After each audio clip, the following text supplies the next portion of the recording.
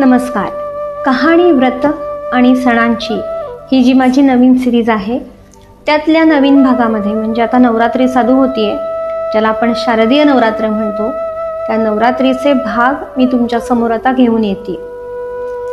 विचार करायला गेलं की असं वाटतं की हे जर सण समारंभ आपल्या आयुष्यात नसते तर आपलं आयुष्य किती निरस होऊन गेलं असतं. हे नवीन दर महिन्याला किंवा काही ठराविक चातुर्मासापासून जे वेगवेगळे सण समारंभ येतात त्याच्यामुळे एक नवं चैतन्य सगळीकडे पसरतं. सगळ्यांना वेगळा उत्साह असतो, प्रत्येकाचा आपला एक वेगळा आनंद असतो. अगदी लहानपणापासून लहान मुलांचा विचार केला तरी की आपल्या लहानपणी पण आपण प्रत्येक नवीन सणाला नवीन ड्रेस घ्यायचो वगैरे. अशातून सुद्धा ते प्रत्येक जण आपापल्या देवाची जी काय पूजा असते किंवा त्या सणामध्ये, आता श्रावणामध्ये शुक्रवार असतात, नागपंचमी असते, त्या सणाला ज्या मनोभावे पूजा केली जाते त्या पूजेतून मिळणारा जो आनंद असतो तो मन प्रसन्न करतो. गणेश चतुर्थी असेल, गणपतीची आराधना 5 दिवस 10 दिवस आपण करतो, त्याच्यातून मिळणारा आनंद, त्याच्यातून पसरणारे सगळं नवं चैतन्य म्हणा किंवा सगळीकडे पसरणारा आनंद, हा जो आहे तो खूप महत्त्वाचा आणि तो आपल्याला आपल्या संस्कृतीमधून मिळतो. आपली ही परंपरा आणि संस्कृती किती महत्त्वाची आहे आपल्या दैनंदिन जीवनासाठी सुद्धा हे आपल्याला हे सण समारंभ साजरे करताना आणि त्याच्यावरती असा विचार करताना लक्षात येतं. हे नव्या पिढीलाही कळलं पाहिजे की आपले हे सण, त्यांचं महत्त्व, त्याच्या मागच्या आख्यायिका काय आहे. त्याच्यासाठीच मी हा सगळा प्रपंच चालू केलेला आहे ॲक्च्युली. कारण आत्ता आपण वेळात वेळ काढून सण साजरे करतो. पूर्वीच्या काळी एक महत्त्वाचं कारण असं होतं हे सगळे सण साजरे करायचे किंवा व्रत करायची, त्याच्या मागचं कारण हे बायकांसाठीच होतं असं मला वाटतं. म्हणजे की तेव्हा बायकांना, पूर्वीच्या काळी बायकांना बाहेर पडायला काही फार असं मोठं कारण नसायचं की नोकरी निमित्ताने बाहेर पडलेत बाबा, काही व्यवसाय करतायत त्याच्यासाठी बाहेर पडले, असं नव्हतं. तर तेव्हा ह्या सणांच्या निमित्ताने बायका बाहेर पडायच्या, एकमेकींना भेटायच्या. चैत्राच्या हळदी कुंकापासून ते सुरू व्हायचं. त्याच्यामध्ये नागपंचमीला सगळ्या जमायच्या, वेगवेगळे खेळ खेळायच्या, मंगळागौरी असायच्या. मंगळागौरीमध्ये सुद्धा, मंगळागौरीचे खेळ हे शरीराला उत्तम व्यायाम आहेत. म्हणजे त्या संस्कृतीमध्ये आपल्या आरोग्याचा सुद्धा विचार केलेला आहे. अशा पद्धतीने बायका भेटायच्या, एकमेकींशी गप्पा मारून सुखदुःख वाटून घ्यायच्या आणि मग पुन्हा आपल्या दैनंदिन व्यवहाराला नव्या उमेदीने सामोऱ्या जायच्या. तर हे त्यांच्यासाठी एक खूप चांगलं माध्यम होतं सण साजरे करणं. तसंच त्या सणांमध्ये आपण जे काही खातो पितो किंवा त्या वेळेला वेगळे जे पदार्थ करतो ते सुद्धा त्या ऋतूला अनुसरून काय म्हणतो आपण त्याला, की ते तसे तयार केलेले असायचे की या दिवसात हे खावं. अगदी दिवाळीमध्ये आपण जे तळलेले पदार्थ खातो तेव्हा थंडी असते, त्याच्यामुळे त्वचा कोरडी नाही, त्वचेला एक मॉइश्चर राहतं. तर हे असं आहे. पण आता आपण बघणार आहोत ते नवरात्रीविषयीची माहिती.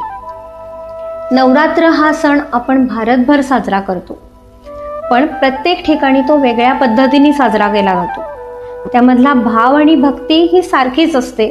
भक्ती काय कुणाची वेगळी असू शकत नाही परमेश्वराच्या बाबतीत, पण पद्धत वेगळी असते साजरी करायची. आपल्याकडे गुजरातमध्ये गरबा, दांडिया असतं, तसंच आपल्याकडे पण वेगवेगळ्या रोजच्या दैनंदिन 9 दिवसामधले वेगळे कार्यक्रम किंवा देवीची वेगळी पूजा मानली जाते. पण मुळात नवरात्र, शारदीय नवरात्र आपण जे म्हणतो ते शरद ऋतूमध्ये येतं म्हणून त्याला शारदीय नवरात्र असं पण म्हणतात. तर ते 9 दिवसाचे ते नवरात्र म्हणजे काय, तर त्या देवीची 9 दिवस नवरात्री जागवून म्हणजे जागर करून तिची करायची आराधना. तर ती का, तर त्याच्या मागचं कारण किंवा त्याच्या मागची एक गोष्ट आहे, आख्यायिका आहे. ती साधारण माहिती असेल सगळ्यांना, पण ती महिषासुराबरोबर महादेवींनी केलेलं युद्ध. महिषासूर, त्याला ब्रह्मदेवांच्याकडनं वरदान मिळालं होतं, त्यामुळे त्याला कोणी मनुष्य किंवा देव, प्राणी यांच्याकडून मृत्यू नव्हता. तर त्यांनी हैदोस घातला होता सगळीकडे, पृथ्वीवरती, स्वर्गामध्ये. त्याला सगळेजण खूप कंटाळले होते त्याच्या त्या त्रासाला. तेव्हा ब्रह्मा, विष्णू, महेश हे तिघही देवी पार्वतीकडे गेले. त्यांना सांगितलं की तुम्हाला आता अवतरावं लागेल आणि महिषासुराचा वध करावा लागेल. त्यासाठी ब्रह्मा विष्णू महेश यांनी त्यांची स्वतःची एक शक्ती ती सुद्धा आपापली त्यांना दिली होती त्या महिषासुराशी लढण्यासाठी. आणि मग या दिवसामध्ये अखंड 9 दिवस 9 रात्री त्या देवी भगवतीनी त्या महिषासुराशी युद्ध केलं आणि त्याला 9व्या दिवशी त्याचा वध केला. म्हणून त्या 9 दिवसाचा जागर त्या देवीचं ते आराधना म्हणू आपण, किंवा ते स्मरण की ती कशी लढली असेल, तिची काय शक्ती असेल, त्याचं एक स्मरण प्रतिकात्मक आपण तिची पूजा करतो. मग तिचे 9 दिवस त्या देवीच्या 9 वेगळ्या रूपांची पूजा करतो. रोजचं तिचं एक वेगळं रूप आहे, त्याची वेगळी एक कथा आहे. तशीच ह्या 9 दिवसाची अजून एक रामायणाशी निगडीत मला वाचनात आलेली एक कथा आहे. ती अशी की राम रावण युद्धाच्या वेळेला प्रभू श्रीरामांनी सुद्धा 9 दिवस देवीची आराधना केली आणि 10व्या दिवशी रावणाचा वध केला. त्याच्यामुळे या आख्यायिकातून आपल्याला समजतं की प्रत्येक सणामागे काहीतरी एक कारण आहे, ते का साजरं केलं जातं. त्याच्यातून हे नक्कीच आहे की आपल्याला सकारात्मक ऊर्जा मिळते.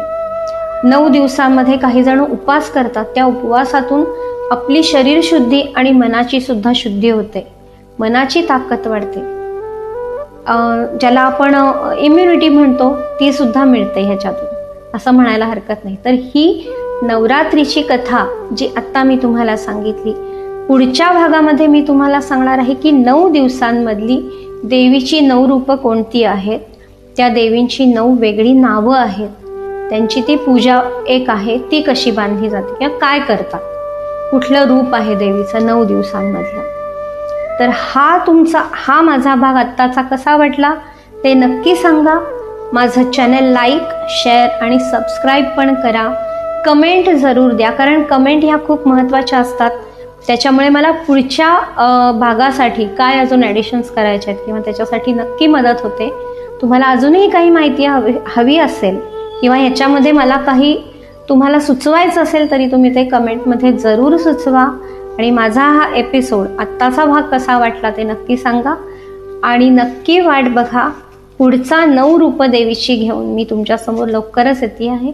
तोपर्यंत हा व्हिडिओ एन्जॉय करा. धन्यवाद. नवरात्रीच्या सगळ्या माझ्या भगिनींना खूप शुभेच्छा.